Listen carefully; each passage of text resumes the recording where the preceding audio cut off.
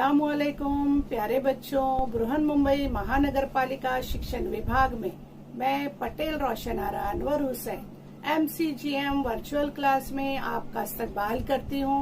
तो आइए शुरू करते हैं आज का लेसन। प्यारे बच्चों, ऑनलाइन एजुकेशन में आप सबका स्वागत है। आज फिर हम हिंदी सुगम भारती इयत्ता 5वीं का नया पाठ तीसरा पाठ पढ़ने जा रहे हैं। बच्चों, विद्यालय बंद ज़रूर है, लेकिन अध्ययन अध्यापन का कार्य इसी तरह जारी रहेगा। आप भी मन लगाकर पढ़िए, तवज्जो दीजिए और पढ़ते रहिए, लिखते रहिए। चलिए, आज हमारे विषय है हिंदी, पाठ क्रमांक 3 है खिचड़ी। पढ़ो और दोहराओ। आपकी शिक्षिका हैं पटेल रोशन आरा अनवर हुसैन। बच्चों, ये एक कहानी है खिचड़ी। किसकी खिचड़ी? बिरबल की खिचड़ी। ये बहुत ही रोमांचक अच्छी कहानी है। पहले हम आपको इसका परिचय दे देते हैं कि इस पाठ में बादशाह अकबर हैं, बिरबल हैं। बिरबल अकबर बादशाह के चतुर मंत्री थे। वे बहुत बुद्धिमान थे। इस कहानी में ये बताया गया है कि किस तरह उन्होंने बहुत चतुराई से बादशाह अकबर की एक गलतफहमी दूर की और एक गरीब आदमी को न्याय दिलाया। इस प्रकार इस कहानी में हम आगे बढ़ते हैं। बच्चों, खिचड़ी पाठ शुरू करने से पहले हम आपको बादशाह अकबर और बिरबल की जानकारी देंगे। फिर हम अपना पाठ, अपनी कहानी शुरू करेंगे। तो बच्चों, अकबर बादशाह का पूरा नाम जलालुद्दीन मोहम्मद अकबर था।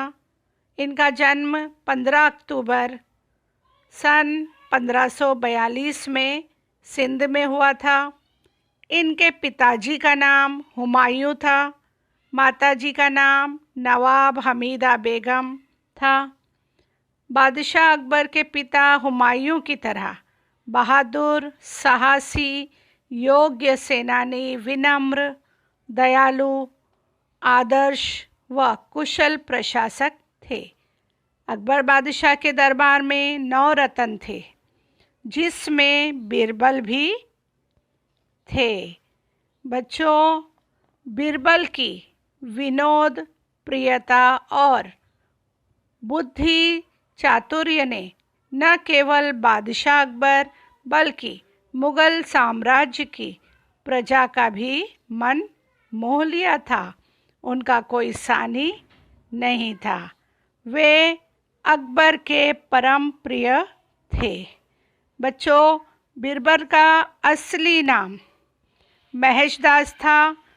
वो एक निर्धन ब्राह्मण परिवार में पैदा हुए थे। अपनी प्रतिभा के बल पर उन्होंने बादशाह अकबर के दरबार के 9 रत्नों में स्थान प्राप्त किया था। बिरबल एक कुशल कवि भी थे। उनकी कविताओं का संग्रह आज भी भरतपुर संग्रहालय में सुरक्षित है। इस प्रकार हमने जाना अकबर बादशाह और बिरबल के बारे में। बच्चों, अब हम खिचड़ी पाठ शुरू करते हैं। ये है अकबर बादशाह का दरबार। एक बार बादशाह अकबर ने घोषणा की, जो कोई ठंड में रात भर महल के निकट तालाब के पानी में खड़ा रहेगा, उसे इनाम दिया जाएगा। घोषणा सुनकर बहादुर नाम का आदमी, देखिए यह है बहादुर नाम के एक आदमी ने ठंड में रात भर तालाब में खड़े रहने का कारनामा कर दिखाया। वो रात भर ठंड में पानी में खड़ा रहा। बच्चों, बादशाह ने जानना चाहा कि इतनी ठंड में बहादुर पानी में कैसे खड़ा रहा। अब देखिए आगे। बहादुर ने आदर से कहा, बादशाह सलामत, मैं रात भर आपके महल के सामने जलते दीपक देखता रहा। बादशाह को लगा कि महल के जलते दीपों से उसे गर्मी मिली है, अतः उन्होंने उस आदमी को इनाम नहीं दिया। दूसरे दिन दरबार में बीरबल के न दिखने पर बादशाह ने एक सेवक को उनके घर भेजा। बच्चों, रोज़ाना बादशाह अकबर का दरबार भरा करता था। अब दरबार में कौन नज़र नहीं आया? बीरबल। उनके न दिखने पर उन्होंने एक सेवक को यानी एक नौकर को उनके घर भेजा, बीरबल के घर। अब देखिए, सेवक ने आकर बताया, जहाँ पना बीरबल खिचड़ी पका रहे हैं। इस प्रकार दूसरा दिन आ गया। दूसरे दिन भी बादशाह को वही जवाब मिला कि बीरबल खिचड़ी पका रहे हैं। तब बादशाह स्वयं बीरबल के घर पहुँचे, स्वयं यानी खुद। इस प्रकार वो उनके घर गए। बच्चों, अब बीरबल क्या जवाब देते हैं देखिए। क्या कहते हैं? जब महल के सामने वाले दीपों की गर्मी बहादुर को मिल सकती है तो इस आंच पर मेरी खिचड़ी भी पक सकती है। क्या कहा उन्होंने?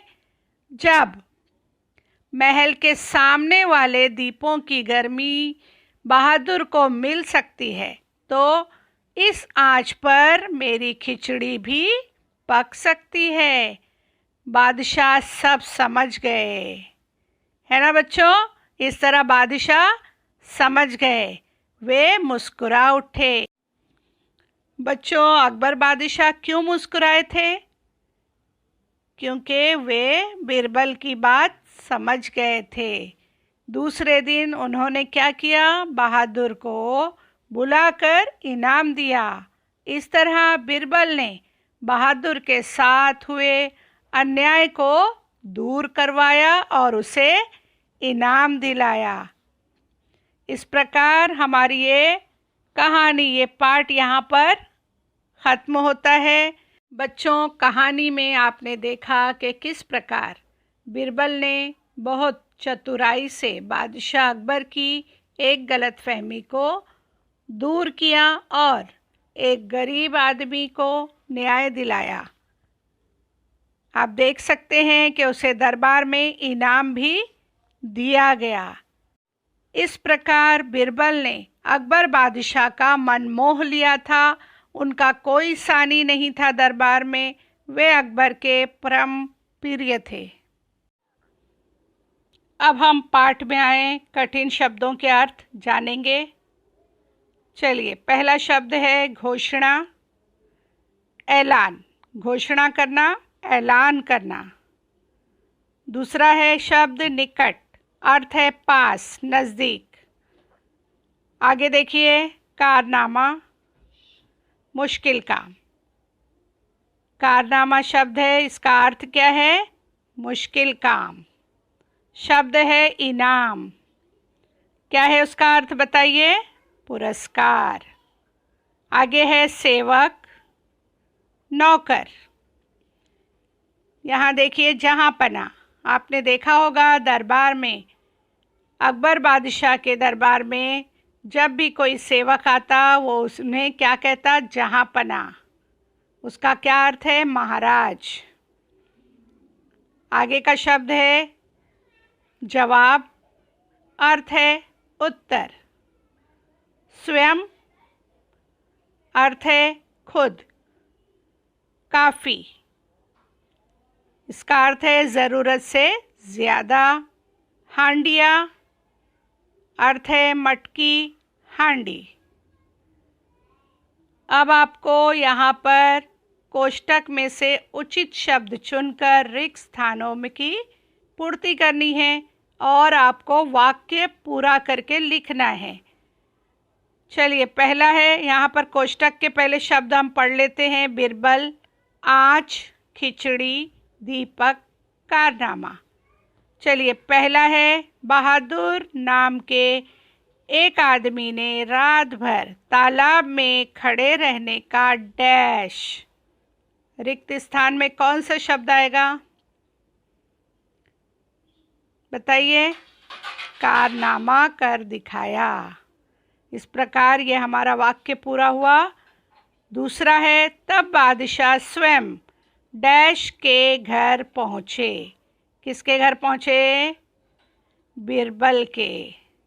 ठीक है। तीसरा है, बीरबल ने काफ़ी ऊंचाई पर हांडियाँ टांग कर उसमें डैश पकने के लिए रखी थी। क्या रखी थी बीरबल ने? क्या पकाने रखा था? खिचड़ी। इस प्रकार तीसरा वाक्य हमारा पूर्ण हो गया। आगे, खिचड़ी की हांडियाँ इतनी ऊपर लटकाई है, वहाँ तक डैश कैसे पहुँचेगी? क्या पहुँचेगी? आँच। वहाँ तक आँच कैसे पहुँचेगी? बच्चों, आपको सही उत्तर लिखकर ये वाक्य पूरे करने हैं। अब देखते हैं यहाँ पर दिए गए पर्यायों में से सही उत्तर चुनकर लिखो। चलिए, पहला है, जो व्यक्ति ठंड में रात भर महल के निकट तालाब के पानी में खड़ा रहेगा, उसे। आपको सही पर्याय चुनकर वाक्य को पूरा करना है। तो क्या होगा? पहला है, दंड दिया जाएगा। दूसरा है, मंत्री बनाया जाएगा। तीसरा क है, इनाम दिया जाएगा। तो सही उत्तर क्या है? इनाम दिया जाएगा। आपके लिए यहाँ पर लिखा हुआ है, जो व्यक्ति ठंड में रात भर महल के निकट तालाब के पानी में खड़ा रहेगा, उसे इनाम दिया जाएगा। दूसरा है, मैं रात भर आपके महल के सामने डैश घूमता रहा। दूसरा है, जलते दीपक देखता रहा। तीसरा है, पूछताछ करता रहा। तो बच्चों, सही उत्तर क्या है?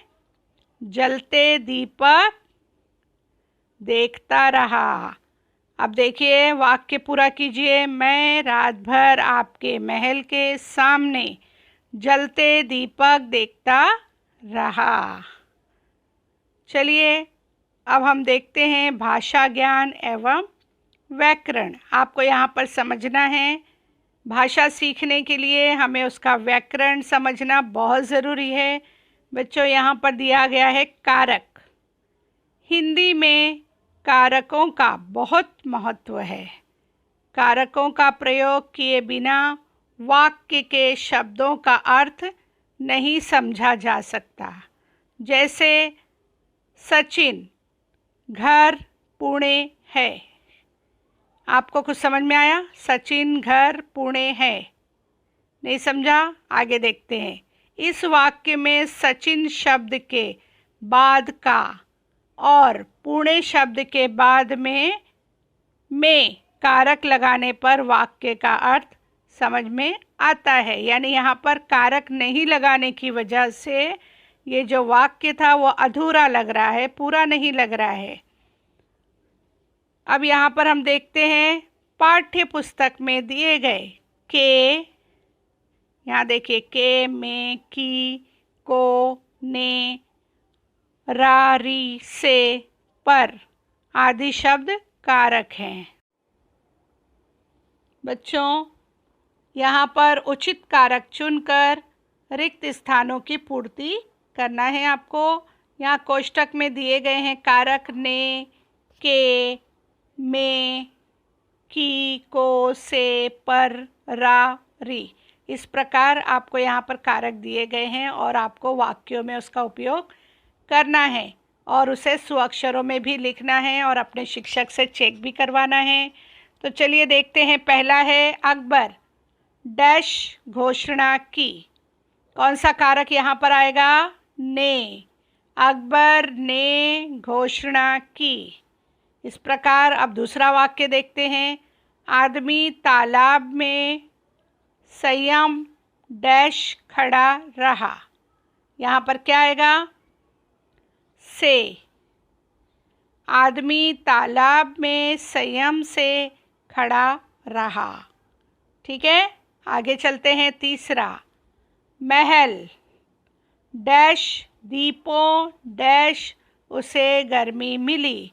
यहाँ पर दो कारक आपको उपयोग करना है, तो चलिए देखिए क्या आएगा इसमें। महल के दीपों से उसे गर्मी मिली। ठीक है, अब चौथा है, दीपों डैश गर्मी बहादुर डैश मिल सकती है। तो यहाँ पर अब हमको कौन सा कारक का उपयोग करना है? दीपों की गर्मी बहादुर को मिल सकती है। इस प्रकार ये वाक्य पूरा हो गया। पांचवा देखिए, दूसरे दिन दरबार डैश बिरबल नहीं आए। तो क्या आएगा इसमें? कौन सा कारक आएगा? में। दूसरे दिन दरबार में, यहाँ पर क्या आएगा? में। बिरबल नहीं आए। इस प्रकार आपको इसको स्वअक्षरों में लिखना है। चलिए, अब कौन सा वक्त आ गया है बच्चों? बता सकते हैं? गृह कार्य का। ठीक है, चलते हैं। देखिए आज का हमारा क्या काम है। पहला है, बहादुर कब तक पानी में खड़ा रहा। अभी आपने कहानी सुनी है, समझी है, तो आपको उत्तर लिखना है और टीचर को भेजना है। दूसरा है, बादशाह ने सेवक को किसके घर भेजा। क्या है दूसरा? बादशाह ने सेवक को किसके घर भेजा। किसके घर भेजा बता सकते हैं आप? पहले हम प्रश्न पढ़ लेते हैं। किसी बर्तन तक आंच कब पहुंच सकती है? तीसरा प्रश्न है। तो बच्चों आज आपने कहानी सुनी भी है और समझी भी है, तो आज की ये कहानी जो है उसके आधार पर आपको इनके उत्तर देना है ना। बहादुर कब तक पानी में खड़ा रहा? बादशाह ने सेवक को किसके घर भेजा? किसी बर्तन तक आंच कब पहुंच सकती है? इनके उत्तर आपको स्वअक्षरों में लिखना है और अपने शिक्षक से चेक करवाना है। तो बच्चों आज हमने जो कहानी पढ़ी है, उम्मीद है आपको समझ में आई होगी, और जो कुछ भी आपने समझा है उसी आधार पर आप उत्तर लिखेंगे और अपने शिक्षकों से चेक करवाएंगे। और साथ ही साथ बच्चों अकबर और बिरबल की बहुत सारी कहानियाँ हैं जो बहुत मशहूर हैं, आप ज़रूर पढ़िए और उसमें से एक कहानी अपने शिक्षक को लिखकर ज़रूर भेजिए। बच्चों पढ़ते रहिए, लिखते रहिए और आगे बढ़ते रहिए। हम आपसे फिर मिलेंगे अगले सेशन में, अगले लेसन में। तब तक के लिए अल्लाह हाफिज़।